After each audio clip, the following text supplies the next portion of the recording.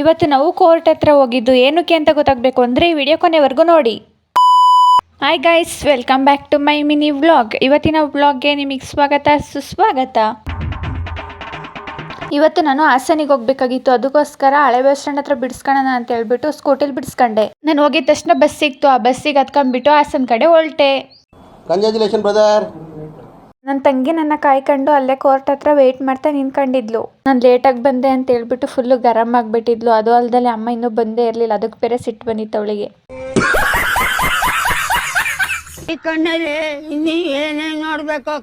ನಾವು ಕೋರ್ಟ್ ಹತ್ರ ಏನಕ್ಕೆ ಹೋಗಿದ್ದು ಅಂತಂದರೆ ನನ್ನ ತಂಗಿಗೆ ಆಕ್ಸಿಡೆಂಟ್ ಆಗಿತ್ತು ಚಿಕ್ಕ ವಯಸ್ಸಲ್ಲಿ.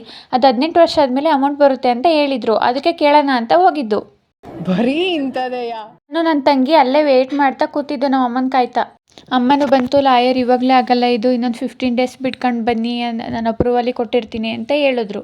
ಅಲ್ಲೇ ಕಲ್ಲಂಗಡಿ ಹಣ್ಣು ತಿನ್ಕೊಂಡ್ಬಿಟ್ಟು ಬೇಲೂರು ಕಡೆ ಬಂದು 3 ಜನನು ಕೆಂಪು ಬಸ್ ಹತ್ಕೊಂಡು ಬೇಲೂರು ಕಡೆ ಬಂದು ಮಾರ್ಕೆಟ್ ಹತ್ರ ಹೋಗಿ ಹೂವು ತಗೊಂಡ್ಬಿಟ್ಟು ಮನೆ ಕಡೆ ಬಂದು. ಇದಾಗಿತ್ತು ನನ್ನ ಮಿನಿ ವ್ಲಾಗ್. ನಿಮಗೆ ಈ ವ್ಲಾಗ್ ಇಷ್ಟ ಆಯಿತು ಅಂತ ಅನ್ಕೊಂತೀನಿ. ಇಷ್ಟ ಆದರೆ ಲೈಕ್ ಮಾಡಿ, ಶೇರ್ ಮಾಡಿ, ಕಮೆಂಟ್ ಮಾಡಿ, ಮತ್ತು ನನ್ನ ಫಾಲೋ ಮಾಡೋದು ಮಾತ್ರ ಮರಿಬೇಡಿ. ನೆಕ್ಸ್ಟ್ ವಿಡಿಯೋದಲ್ಲಿ ಸಿಗ್ತೀನಿ. ಅಲ್ಲಿವರೆಗೂ ಬಾಯ್. ನಮ್ಮ ಬೇಲೂರವ್ರು ಯಾರ್ಯಾರು ಈ ವಿಡಿಯೋ ನೋಡ್ತಿದ್ದೀರಾ ಬೇಲೂರು ಅಂತ ಕಮೆಂಟ್ ಮಾಡೋದು ಮಾತ್ರ ಮರಿಬೇಡಿ. ಅಷ್ಟೇ.